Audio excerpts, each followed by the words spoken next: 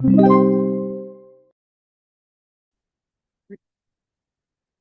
welcome to episode number 28 of Principles of Structural Analysis and Design series for Civil Engineering Licensure Examination. So in this episode, let's solve this particular problem. Given the truss subjected to the inclined loads, which are perpendicular to the top chord, as shown, you're given H is 2.7, S is 1.8,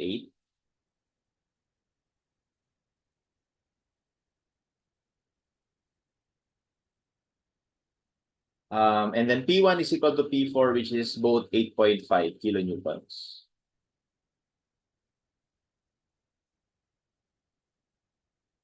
And then you are given P2 equals P3, which is 17 kilonewtons. Okay. So we are asked to find the force acting on member HI, HC, and AB. Okay. So, strategize muna natin yung gagawin natin before we proceed. So since those are the three forces that we will calculate, I think for, sorry, AB pala, no? Hindi pala A, ano? Ito pala, AB pala ito. Ayan. Okay, so, well, as you can see, for member AB, we can simply apply method of joint at A. No? So, pwede tayong mag-join sa A, tapos makukuha natin itong AB. However, for HI and HC, kapag nag-method of join tayo dyan, mag-uumpisa ka dito, and then lilipat ka muna dito. So, pag nakalipat ka rito, na-solve mo na itong dalawa, pwede ka nang lumipat dito. So, saka mo pa lang solve yung dalawang yon, no? So, medyo mahaba kapag ka method of join para sa HI and HC. Kaya ang gagawin ko sa HI and HC is magme-method of section ako, no? So, kapag nag-method of section tayo, magka-cut tayo in this manner. So, tatlo naman yung madadaanan, kaya valid yun.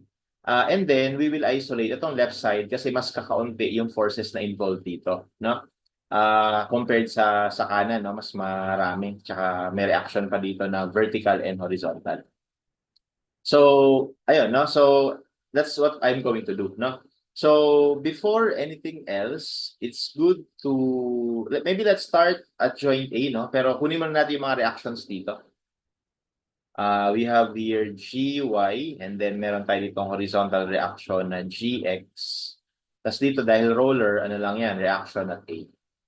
So, ang goal ko lang dito, mahanap yung reaction sa A, no? Dahil pag nahanap ko yung reaction sa A, pwede na tayo mag-method of section at saka mag-method of joint dun sa left side. So, to solve for RA, normally, what you are going to do is magmo-moment ka dito, no? Kaso, pag nag-moment ka dito, pwede yun, no? Magmo-moment ka dito, makukuha mo kagad yung RA. Kaso, take note na i-component mo itong apat na force, no? So, i-component mo siya. Ito, horizontal, may vertical, ganoon din dito. So, medyo mahaba kapag ganun yung ginawa natin. Whereas, alternatively, po pwede naman na mag-moment na lang tayo dito sa A instead na sa G. No? Bakit sa A? Sa A, pag nag-moment tayo, hindi na natin kailangan i-component itong P1, P2, P3, and P4. Ang kailangan lang nating malaman is itong distances na to. Yan, yung distances na yan. Dahil yung mga distances na yan, kung titingnan, perpendicular, no? Perpendicular dun sa point natin, dun sa left side. Which is mas madali kung ganun yung gagawin natin, no? And then, ang una natin masasolve is yung GY. And then, pag nasolve na natin yung GY, saka na tayo mag-summation ng forces vertical to solve for RA. So, I think yun yung parang mas pinakamabilis na pwede natin gawin, no? So, yun na lang ang gawin natin. So, considering the whole structure, let's take summation of moment at point A is equal to 0, assuming counterclockwise positive. So, kailangan ko pala yung length na yan, ano? So, kunin man natin yung length ng AJ, yung length ng top chord. So, that is simply square root of, yung height nito is 2.7 squared plus itong tatlong 1.6, ilan yan?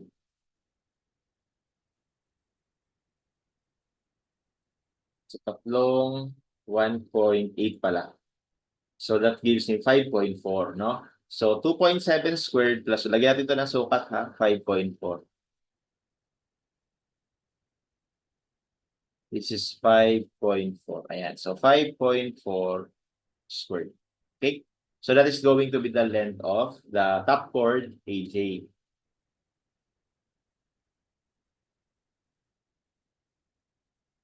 Okay, so yan yun, no? 27 square root of 5 over 10. 27 square root of 5 over 10. Tapos, ang goal natin, makuha yung length AH, HI, tsaka IJ. And kung papansinin natin, since pare-parehas naman itong distances na to horizontal, it will follow na pare-parehas na rin yung haba nito. No? Kumbaga, ang hinati kasi itong length na to equally eh.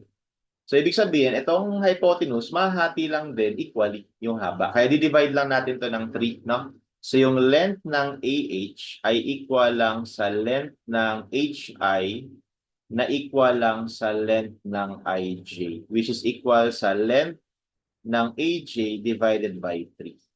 Okay? Pag dinivide ito ng 3, I think that's 9 square root of 5 over 10. Ayan. Kasi 27 divided by 3. Ayan. Tapos ito store ko sa calculator, no? Store natin sa A. Okay, so nilagay ko to sa A. Ayan. Para lang pala tandaan. Okay? So now, let's take summation of moment at A. Yung P1 hindi iikot kasi nasa A siya mismo. Etong P2 iikot. So we have 17. Ang moment arm niya is A, no? Yung haba ng A. So lagay ko na lang ng A, ha? Ayan. Hindi ko na isusulat para hindi humaba. And then susunod, at tapos ang rotation nga pala nito about A is clockwise. Kaya isa-set ko to as negative. And then actually lahat ng to negative eh. So negative 17 times yung moment arm naman ng 17. Ito. Okay, so dalawang A, no? Dalawang A. So 2 times A. Okay? And then yung finally yung 8.5. Okay, ang moment arm niyan is tatlong A.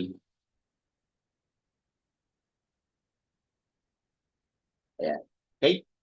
And then, ang counteract sa kanila is yung GY. Na ang moment arm ay, buong length na to is 5.4 times 2. Ilan yun? So, 5.4 times 2, that's 10.8. Ayan, 10.8. Okay, and that is all equal to 0. So, makakompute natin yung GY. So, that's 17 times A plus 17 times 2A plus 8.5 times 3A over 10.8. So that gives me 14.254 or 255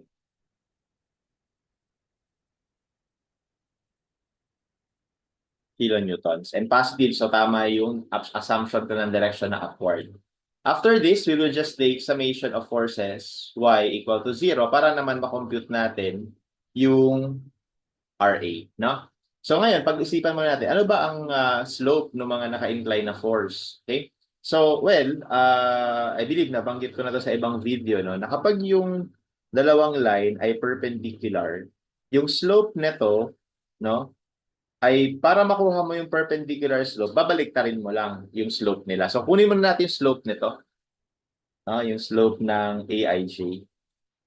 So, di ba ang slope ng AIJ, o kunwari yun, would be, if you consider this triangle, ayan. So, lalabas yung base natin, 5.4. No? So, ito ay 5.4. Tapos, ito naman ay 2.7. Ayan. So, actually, yan ang mismo yung slope, no? Pero, kung papansinin kasi dito, mapapansin kasi natin, para lang ma-simplify, ano? Yung 2.7 ay, yung 5.4 ay doble ng 2.7 pag dinivide. Ito, ayan, 2. So, ibig sabihin, pwede natin to i-simplify as 2 horizontal tapos 1 vertical. Para lang mas umikli, no?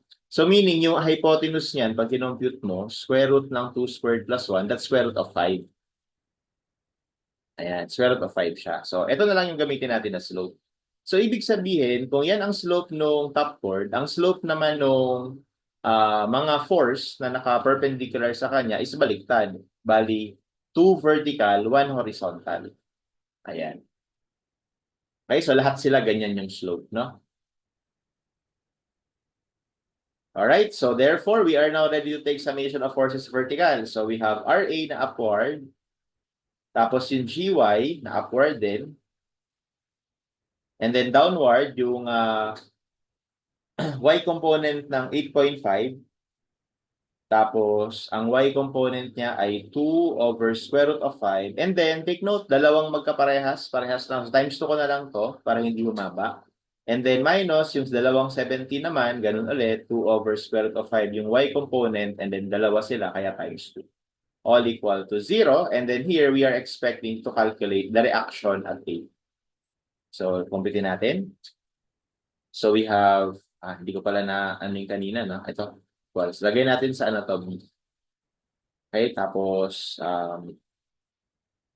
lahat na to pag tinranspose magiging positive. So 8.5 times 2 times 2 over square root of 5 plus 17 times 2 times 2 over square root of 5.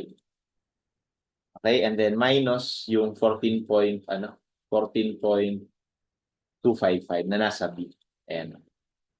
Okay, and that gives us 31.36 kilonewton. Okay, so meron na tayo nung reaction sa A. Alright? So now, to calculate number 1, yung member force sa HI, like I said earlier, magka-cut lang tayo dito. Tapos isolate natin itong kaliwa. Okay? So pag ginawa natin yon,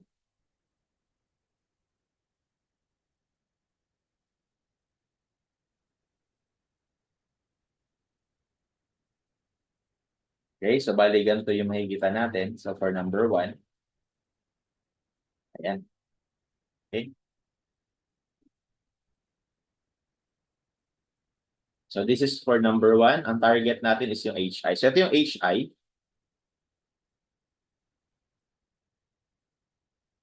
Okay, tapos ito yung ano to? HC. Tapos dito meron pa, pero hindi ko nalalagay. No? Okay, tapos ang slope nito, again, as mentioned earlier, is 2 horizontal, 1 vertical, the square root of 5. Ang slope naman ito mga to, baliktad.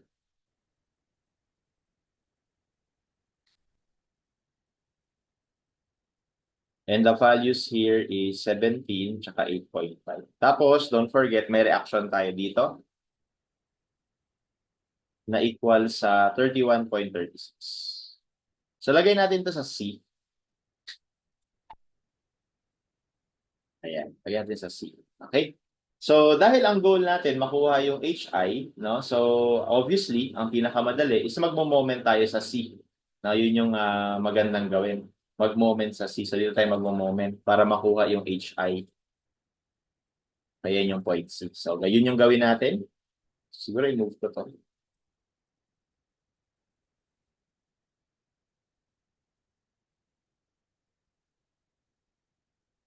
So, take summation of moment at C equals 0, assuming counterclockwise past B. Okay, so sa case na to, wala na tayong choice kundi kailangan talaga natin i-component itong P1 and P2. So yung P1, meron siyang vertical component, meron siyang horizontal component. Itong P2 ganun din, may vertical, may horizontal. Okay? So tapos yung sukat nito nga pala hindi pa natin alam, pero kung titingnan kasi natin yung symmetry ng truss, 'di ba ito ay 2.7, no? So lalabas lang itong pinakamaliit dito na panel pag nag-ratio and proportion kayo, magiging ano lang 'yan, 1/3 lang ng 2.7. Tapos ito naman magiging 2/3 ng 2.7, tapos ito naman ay yung 2.7, no? So kaya ang sukat nito ay 0.9 na kagad. So, di ba, ang 1/3 ng 2.7 ay 0.9.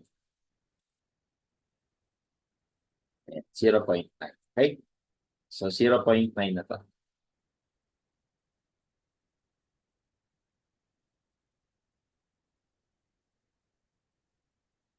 Okay? So, this is 0.9. Lagyan na natin. Okay, tapos yung sukat naman dito sa ilalim, this was 1.8. Ayan, para lang i-prepare natin siya sa pag-moment arm natin, no? Okay, so let's take summation of moment at C. Unahin ko na itong P1. Unahin ko na itong P1. Yung P1, X component ng P1 ay dadaan sa C kaya walang moment. Ito na lang vertical yung meron. So 8.5, ang vertical niya ay 2 over square root of 5.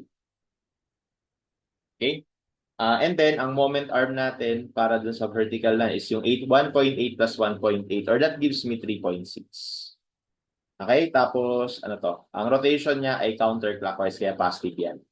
And then, let's look at yung 17 kilonewton. So, unahin ko na yung horizontal component. So, ang horizontal component ng 17 ay 1 over square root of 5. Ang moment arm nung horizontal is itong 0.9. And then, ang rotation nun would be clockwise, kaya isa-set ko to as negative. And then, yung vertical component naman, that is 2 over square root of 5. Ang moment arm naman ng vertical component is itong distance na to, which is 1.8. Okay, ang rotation niya would be counterclockwise. So, that's why this is plus. Okay? Okay na tayo sa dalawa. Tapos yung reaction, huwag natin kakalimutan. So yung reaction na to is upward. So ang moment arm is 1.8. So yung RA times, sorry, hindi pala 1.8 na. 1.8 plus 1.8, so 3.6. Okay, ang rotation niya would be clockwise. So this will set to be negative. Okay? And then, etong PHC tsaka yung PBC dito na force, mag-intersect sa C, kaya wala silang moment. So ito na lang. Okay, so ganito yan. So halimbawa, nandito yan. So kailangan mo hanapin yung component na to at saka ito. So parehas silang iikot. Yung horizontal, iikot ng pagganito. Yung vertical, iikot din ng pagganito. No? So just to make our equation shorter, remember principle of transmissibility. Pwede kasi na ito, ilipat ko dito. No? So bakit ko siya ililipat doon? Para kung nandito siya, yung horizontal component niya ay dadaan sa C, hindi na iikot. So, ang iikot na lang is yung vertical component. So, I think that's better, no? So, ilipat natin to. Ilipat natin siya. Principle of transmissibility. So, nandito na siya. Ayan, nandiyan na siya. Gusto natin ng konti. Ayan, nandiyan na siya, no? So, sorry, magulo lang, no? Pero,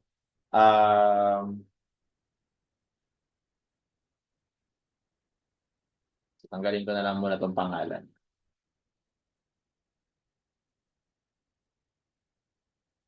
Tapos, lipat natin to dito. Ayan, nandiyan na siya. Okay, tapos ito yung, lagyan ko na lang, no? Yan yung PHI. Okay? So once again, yung PHI, merong vertical at horizontal components. Pero yung vertical components lang yung merong ikot kasi nilipat natin siya dyan, kaya isa na lang yung kumpite natin. So we have PHI. So ang ang Y component niyan is 1 over square root of 5. Tapos ang moment arm niya, itong dalawang 1.8, so 3.6. Okay? Tapos ang rotation niya would be clockwise, kaya this is negative. Okay? And that is all equal to 0. And then from here, we can solve for the first question, no? Nang mabilis. So that type natin sa calculator. 8.5 times 2 times 3.6 over square root of 5 minus 17 times 0.9 over square root of 5. Hindi ko nalalagay yung times 1, no? Plus 17 times 2 times 1.8 over square root of 5. And then minus yung RA nilagay natin saan? Sa C, no? Nilagay ko yun sa C, I believe. Ayan, ito. Nakalagay sa C, no? So, nasa C. RA times 3.6 minus, hinahanap natin, times 3.6 over square root of 5. So all equal to 0, and then solve natin. Okay, and that gives me negative 40.375. Or this means that this is 40.375 kilonewton under compression. Okay, and that will be our answer for number 1. So letter D, no? So that is our HI. Okay? Next, find the force acting on member HC. So ito naman. So ang gagawin ko, ito pa rin yung gagamitin ko na section. Na ito pa rin. So siguro ulitin na lang natin to. Ayan. For number 2.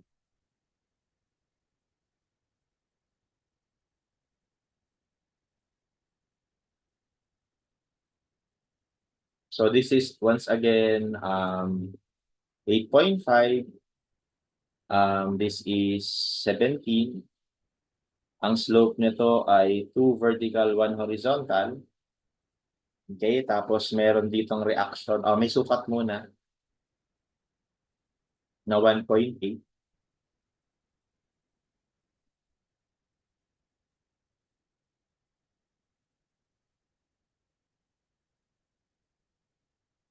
Okay, and then ito yung mga reaction. So nandito yung PHI, yung hinahanap natin, PHC.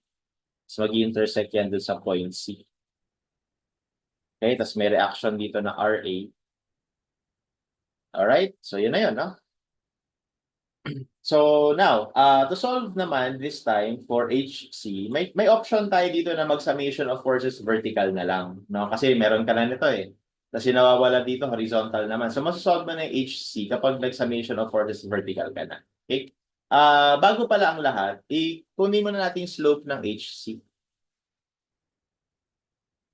Okay? So, how do we find that? So, balik tayo sa original thrust. So, ito naman yung i-consider natin na triangle. Ayan. Yung triangle na yun, i-drawing ko lang dito sa gilid. Ayan. So, di ba alam natin na yung height nito is 0.9. Tapos yung base niya 1.8. So, yan na mismo yung slope niya, no? Yan na mismo yung slope niya, 1.8 horizontal, 0.9 vertical. Pero pansinin niyo ulit, no, na yung 1.8 doble ng 0.9. Kaya pwede natin i-simplify yan ulit na 2 horizontal, 1 vertical. So, parehas lang pala siya ng slope ng kabila. Okay? So, now, pwede na tayong mag-compute. So, again, pwede kayong mag-summation of forces vertical. Total, meron ka namang HI. Na-compute mo na kanina. Or pwede na lang na mag-moment tayo kung saan ito at saka itong unknown force na ito mag-intersect. And that is at point A. So pag nag-moment tayo sa point A, maganda kasi dito, pag nag-moment ka sa point A, hindi na to iikot, hindi na to iikot. Ang iikot na lang is itong P2, tapos hindi pa natin kailangan i-component kasi alam natin kung gaano ito kalayo. Di ba? Yan yung nasa A kanina. No? So, yun, maganda yun, no? Tapos, ano pa? Ang iikot na lang is yung HC. Okay, so bali P2 na lang at saka HC yung iikot. Kaya maganda doon, no? So, yun na lang gawin natin. Magmo-moment ako sa A, assuming counterclockwise positive. Tapos, meron pa ako isang gagawin para umikli pa lalo. Pwede kasi na itong HC nandito nakatutok, no? So, kung nandyan siya, ang vertical component niya ito, iikot sa A. Ang horizontal component niya, iikot din sa A. Pero, kapag ito nilipat ko sa C, nandito siya kunwari, nilipat ko siya dyan. Yung vertical component niya, iikot pa rin sa A, pero yung horizontal component niya, hindi na iikot sa A. Kaya mas maganda na ilipat na lang to. Lipat natin. So, masama yung isa. Sobrahin ko muna to, ha?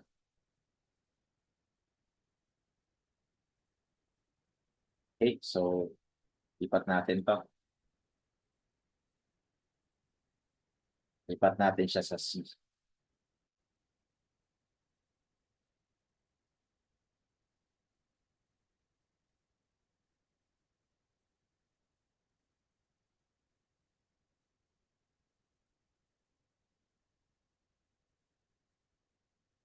Okay, ayan. Nasa C na siya. Okay, so dyan natin siya isolve. Okay, so meron siyang horizontal component at saka vertical component. So ang iintindihin na lang natin ngayon is yung vertical component.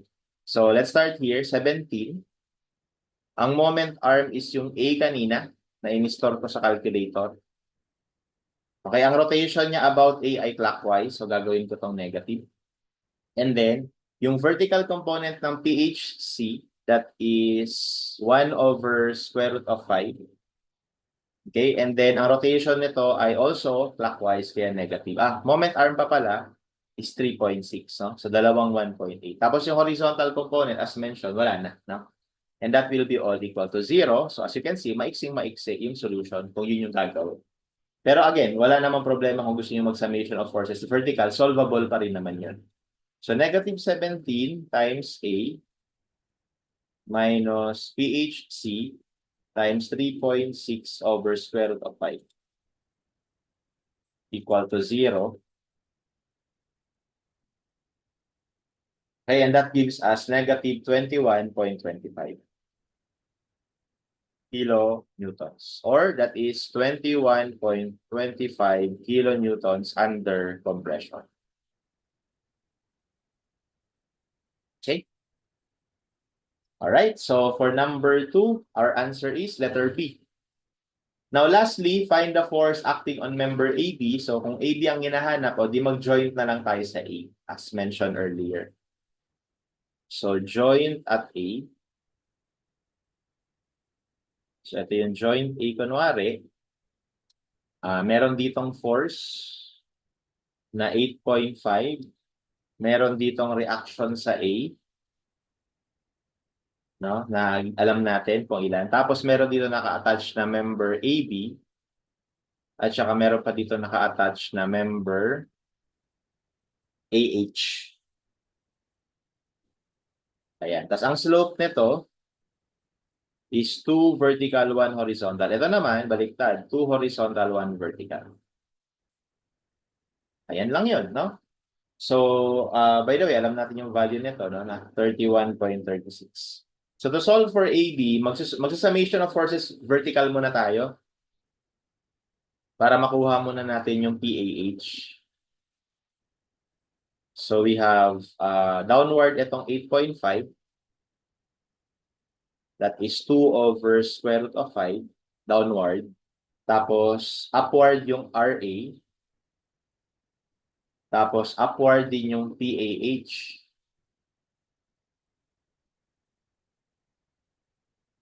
Okay, and then, yun lang, no? All equal to 0. So, makukompute natin yung PAH. So, we have negative 8.5 times 2 over square root of 5 plus RA na nilagay ko sa C plus yung hinahanap natin over square root of 5.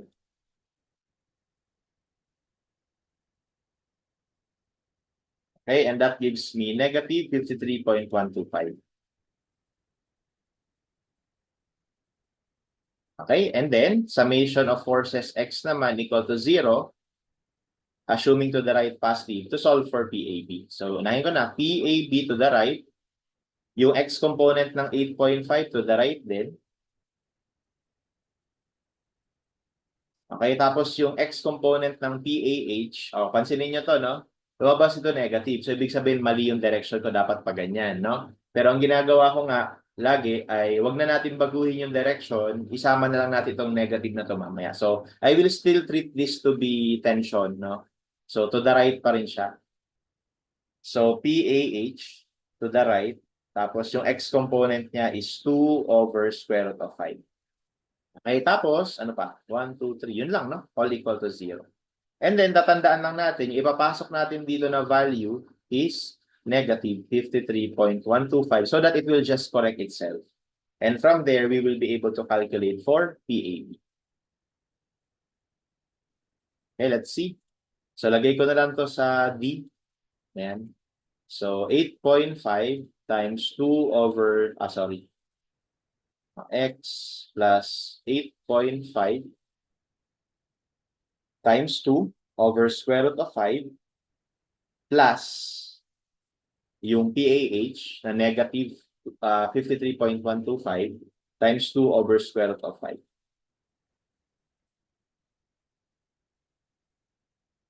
Okay, and that gives us 39.91, no?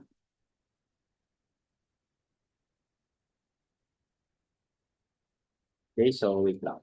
8 mali. Hindi pala ito 2, sorry. Yung 8.5, yung horizontal component ay 1 dapat, no? 1. So mali ito, hindi ito 1. Ay, hindi ito 2, kundi 1. Ayan. So, dapat ito ay times 1 lang.